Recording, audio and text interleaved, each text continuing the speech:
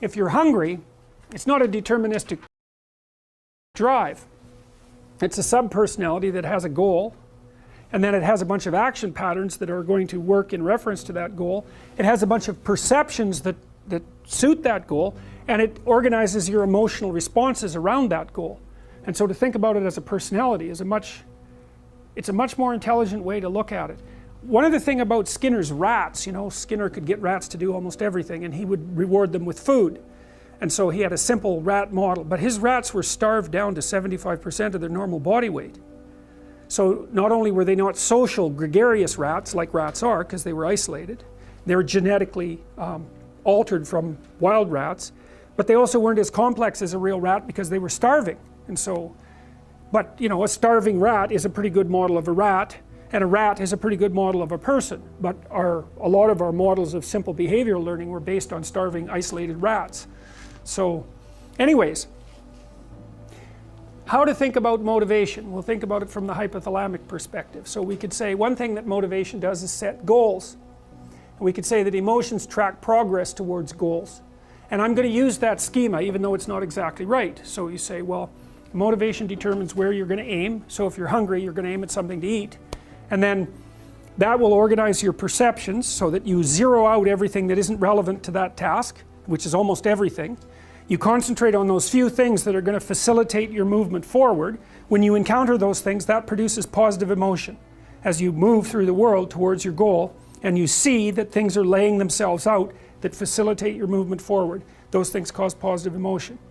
And if you encounter anything that gets in the way, then that produces negative emotion, and it can be like threat, because you're not supposed to encounter something that gets in the way. It can be anger, so that you move it away. It can be frustration, disappointment, grief. Those would, if you had a response that serious to an obstacle, it would probably punish the little motivated frame right out of existence. You know, so you walk downstairs and, I don't know, the contracting company has set a wrecking ball through your kitchen. It's like, that's going to be disappointing. You're not going to keep eating the peanut butter sandwich in the rubble. That little frame is going to get punished out of existence, and some new goal is going to pop up in its stead. And you know, one of the things we're going to try to sort out is how do you decide when you've encountered an obstacle that's so big that you should just quit and go do something else, because that's not obvious. You know, and you can get into counterproductive persistence pretty easily. So we don't know how people solve that problem. It's a really complicated one. So anyways, we're going to work on that scenario. Your hypothalamus pops up micro goals that are directly relevant to biological survival. That produces a frame of reference. So it's not a goal, it's not a drive, and it's not a collection of behaviors. It's a little personality. And the personality has a viewpoint, it has thoughts that go along with it. It has perceptions, it has action tendencies, all of that. You can see this in addiction, most particularly. So one of the things that you find often with people who are alcoholic is they lie all the time. And that's because when they've built a little alcohol dependent personality inside of themselves, or a big one, maybe it's 90% of their personality, and one of the things that consists of is all the rationalizations that they've used over the years to justify their addiction to themselves and to other people. And so the addiction has a personality. You know, and so when the person is off, or maybe they're addicted to meth or something like that, where you know the addiction is more, it's more short-term powerful, than I would say, than an alcohol addiction. They'll say anything, and the words are just tools used to get towards the goal. And if they happen to be deceptive, whatever, it doesn't matter. They're just practical tools to get towards the goal. And then when you get towards the goal and you take a nice shot of meth or something like that, you reinforce all those rationales that you used to get the drug, and then the next time you're even a better deceiver and liar. So okay, so we're going to say motivations, one way of thinking about it is they set goals, but it's not the right way of thinking about it. They produce a whole framework of interpretation. And so we're going to think about that framework of interpretation. And then emotions emerge inside of that. So that's it. So the world is framed, motivation set goals. You could say the world has to be framed. So motivation sets that frame. Goals, emotions, perceptions, and actions. And then actions track progress. So positive emotion says you're moving forward properly towards your goal. And if you encounter something you don't expect, you stop. That's anxiety. It's like, oh, we're not where we thought we were. And so we don't know what to do. So we should stop, because we don't know where we are or what we're doing. Stop, frozen. And then the more powerful negative emotions like pain, they might make you get out of there. So emotions: forward, stop, reverse. That's your emotions within that motivated frame. So, and that's another example of how your mind is embedded in your body. Your emotions are like they're offshoots of action tendencies. That's the right way to think about it, because action is everything fundamentally. So what are some basic motivations? Most of these are regulated by the hypothalamus, by the way, and that tells you just how important a control system it is. The other thing that's useful to know about the hypothalamus is that it has projections going up from it that are like tree trunks, and inhibitory projections coming down that are like grapevines. So you can kind of control your hypothalamus as long as it's not on too much, but if it's on in any serious way, it's like it wins. So partly what you do to stop yourself from falling under the dominion of your hypothalamus is to never ever be anywhere where its action is necessary, right? You don't want to go into a biker bar because you might find yourself in a situation where panicked defensive aggression is immediately necessary. You probably don't want that. You don't want the panic, you don't want the terror, you don't want the frenzied fight, you don't want any of that. You don't want to have to run away in absolute panic. So you just don't go there. And a huge part of how we regulate our emotions is just by never going anywhere where we have to experience them. And so that has very little to do with internal inhibitory control and everything to do with staying where you belong. So, okay. So, basic motivations: hunger, thirst, pain. Pain is not regulated by the hypothalamus. That's a different circuit. Anger / aggression, thermoregulation, panic and escape, affiliation and care, sexual desire, exploration, play. And you can kind of break those in, into the classic Darwinian categories too, and say, well, there's a set of motivations that go along with self-maintenance. That'd be your survival. Ingestive and defensive. See, I've sort of coded them there. So the self-maintenance, there's an ingestive set of basic motivations that go with self-maintenance. You say that's hunger, thirst. There's a set of defensive motivations: pain, anger, thermoregulation, panic and escape. And then there's motivations that are associated with reproduction: affiliation, care, and sexual desire. And then I put exploration and play sort of outside of that. I would say because those two things serve both of these approximately equally. When I went to Harvard, I came from McGill, and I had spent a lot of time with my advisor there and a research team that he had, trying to understand the genesis of antisocial behavior, and among adolescents mostly. So, well, as kids as well. Antisocial behavior is very persistent. So if you have a child who's conduct disordered at the age of 4, the probability that they will be criminal at the age of 15 or 20 is extremely high. It's unbelievably stable. It's a very dismal literature because you see these early onset aggressive kids and it's persistent. And then you look at the intervention literature and you throw up your hands because no interventions work. And believe me, psychologists have tried everything you could possibly imagine and a bunch of things that you can't in order to ameliorate that. So we were really interested in trying to understand, for example, if you're antisocial by the age of 4, then there isn't an intervention that seems to be effective. So, and the standard penological theory is really quite horrifying in this regard, because what you see is that male aggression peaks around the age of 15 and then it declines fairly precipitously and sort of normalizes again by the age of 27. And standard penological theory essentially is this cold-hearted. It's like if you have someone who's a multiple offender, you just throw them in prison till they're 27. Then they age out of it. And that's all there is to it. That's what we've got. Now there's some downside to that because there's a corollary literature that suggests that the worst thing that you can do with antisocial people is to group them together, which is what we do in prisons. So that's a whole mess. Anyways, one of the things we were doing was trying to see if there might be cognitive predictors of antisocial behavior. And so we used this battery of neuropsychological tests that was put together at the Montreal Neurological Institute. It took about 11 hours to administer and hypothetically assessed prefrontal cortical function. And we computerized that and reduced it to about 90 minutes and then assessed antisocial adolescents in Montreal, and found out that they did show deficits in problem solving ability that we associated with prefrontal ability. When I got to Harvard, I thought, well, that's interesting.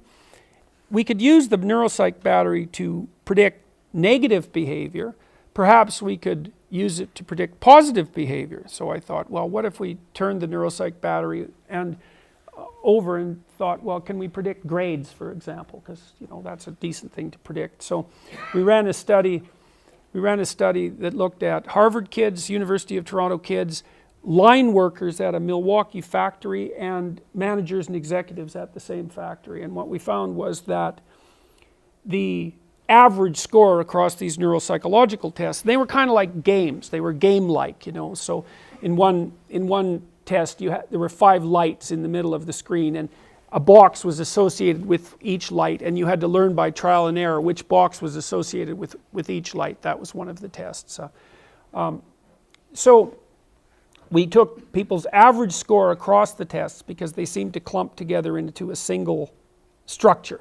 You can find that out statistically. If you take a bunch of tests, you can find out how they clump together statistically by looking at their patterns of correlations. And you might get multiple clumps, which is what happens with personality research, where you get 5, or you might get a singular clump, which is what happens in cognitive research. And we got a single clump, essentially. And then we were trying to figure out if, at the same time, I was reading the literature on performance prediction. And there's an extensive literature on performance prediction, a lot of it generated by the armed forces, by the way, indicating that IQ is a very good predictor of long-term life success. And so here's the general rule.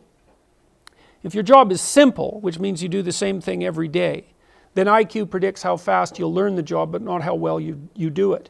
But if your job is complex, which means that the demands change on an ongoing basis, then the best predictor of success is general cognitive ability. And I learned that the general cognitive ability tests clump together into a single factor. That's fluid intelligence, or IQ. And then we didn't know if the factor that we had found was the same factor as IQ. And we still haven't really figured out whether or not that was the case, because it kind of depends on how you do the analysis. But anyways, I got deeply into the performance prediction literature, and I found out, well, if you wanted to predict people's performance in life, there's a couple of things you need to know. You need to know their general cognitive ability if they're going to do a complex job. You need to know their trait conscientiousness.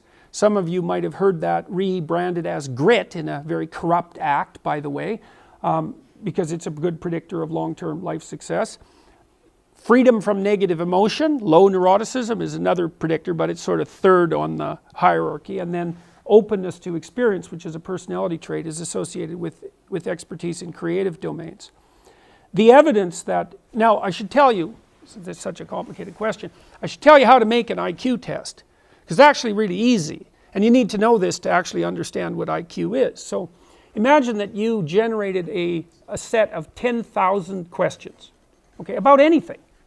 They could be math problems, they could be general knowledge, they could be vocabulary, they could be multiple choice. It really doesn't matter what they're about, as long as they require abstraction to solve. So they'd be formulated linguistically, but mathematically would also apply.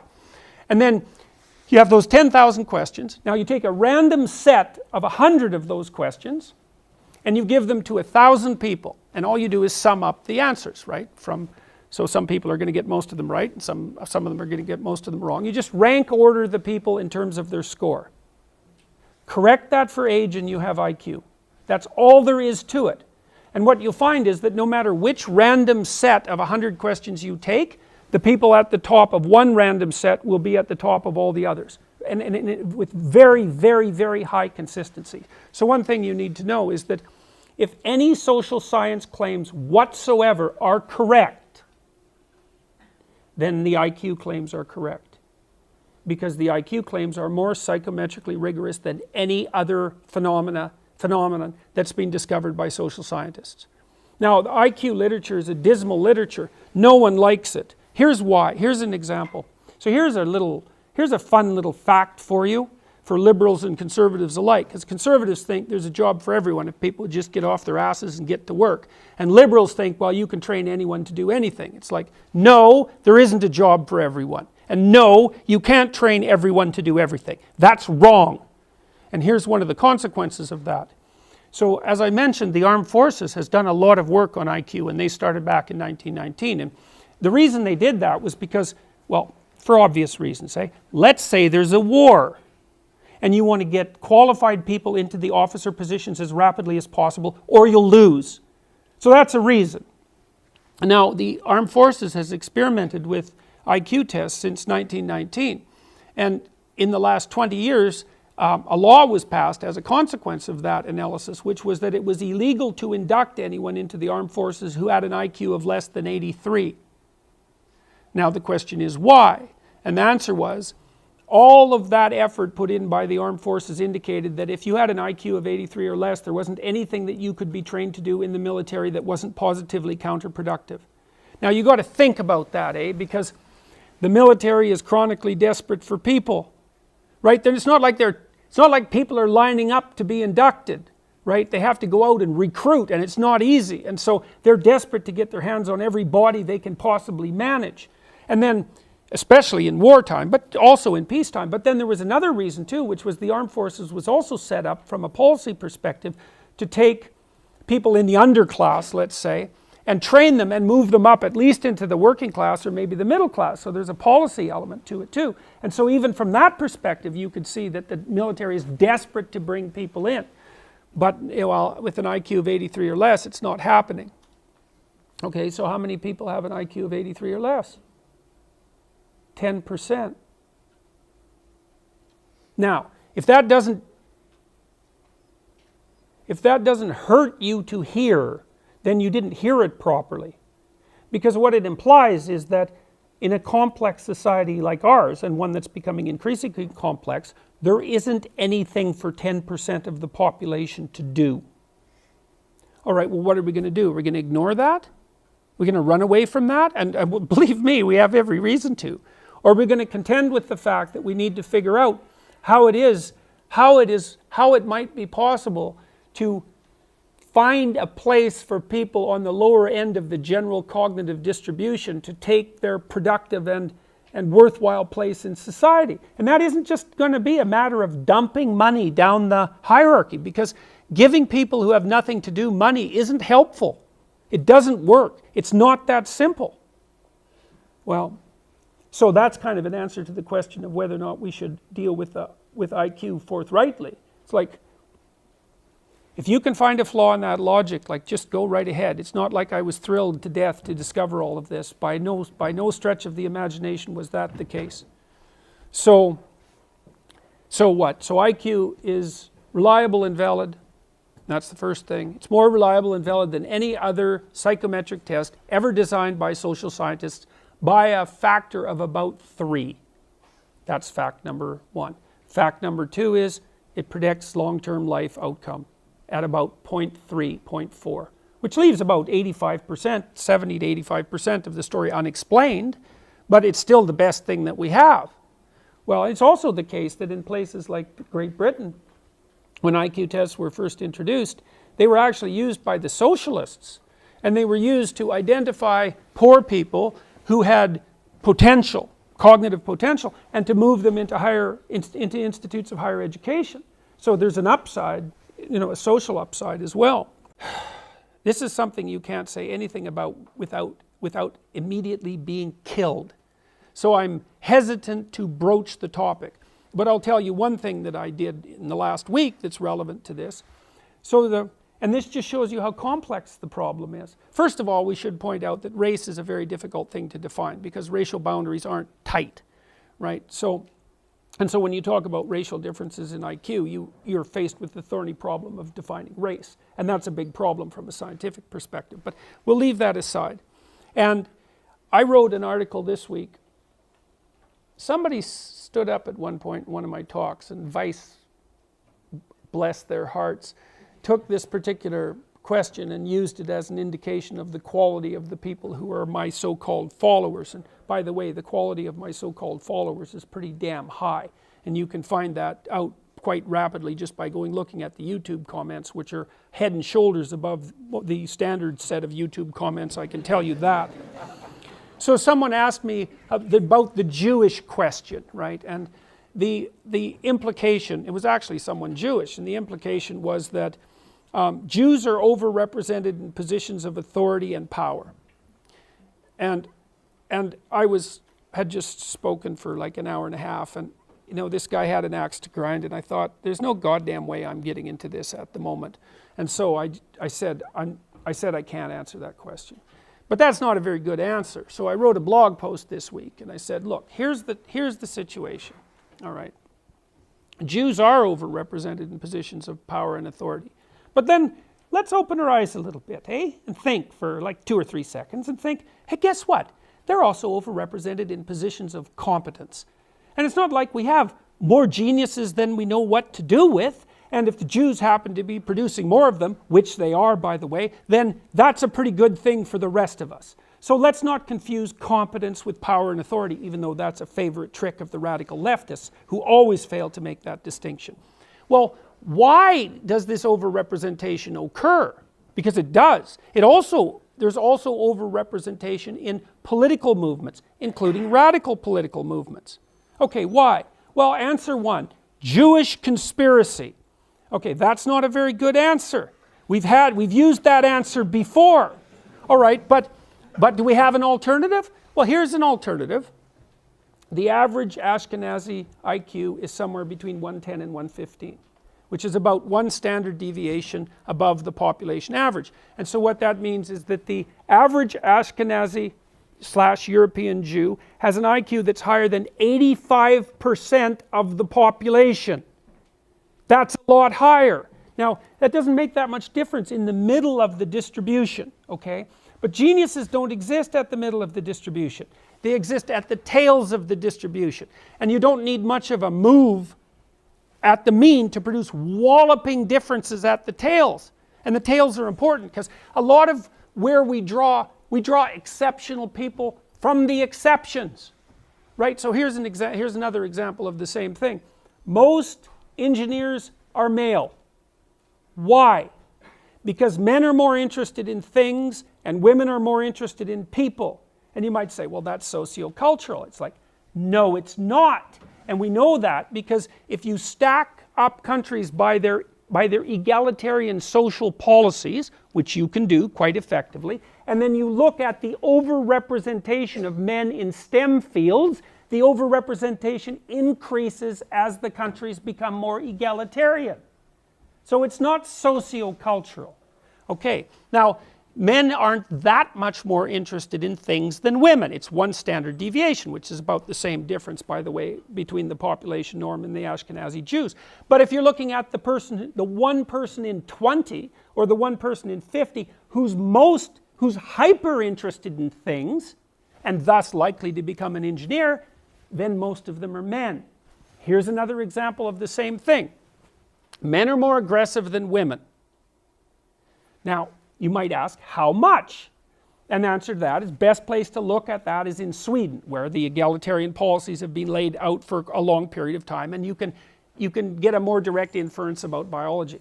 If you took a random man and a random woman out of the population, and you had to bet on who was more aggressive, and you bet on the man, you'd be right 60% of the time. So that's not that much, right? It deviates from 50-50, but it's not like 90-10, it's 60-40. Okay, so what does that mean? Well, we got a tail problem here again. Let's say that now you decide to go out onto the extremes of aggression and you identify the most aggressive 1 in 100 persons. They're all men. Guess who's in prison? Those people. That's why most of the people in prison are men. And so this is elementary.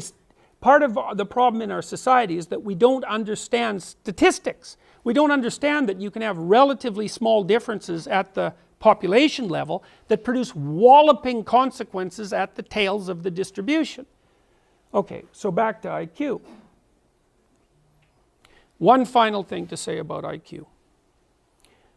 The ethnic differences are difficult to dispense with. It's not easy to make them go away. You can say, well, the tests aren't culture fair. Well, here's a test of that. So imagine you test group A with an IQ test and you test group B with an IQ test. And then you look at their actual performance in whatever you're predicting. if the test was biased against ethnic group A, then it would underpredict their performance, and that doesn't happen. Now you could say, well, there's systemic bias in the performance measures and the potential measures, and that's a possibility. All right. Now, one other thing about that. There's a real danger in the ethnicity IQ debate, and the danger is that we confuse intelligence with value, or that we confuse intelligence with human value. That's a better way of thinking about it. And one of the things that we're going to have to understand here is that that's a mistake, is that being more intelligent doesn't make you a better person. That's not the case. It makes you more useful for complex cognitive operations, but you can be pretty damn horrific as a genius son of a bitch, right? It's morally neutral, and we also know that from the psychometric data, by the way. There doesn't seem to be any relationship whatsoever between intelligence and virtue. And so if it does turn out that nature and the fates do not align with our egalitarian presuppositions, which is highly probable, we shouldn't therefore make the mistake of assuming that if group A or person A is lower on one of these attributes than group B or person B,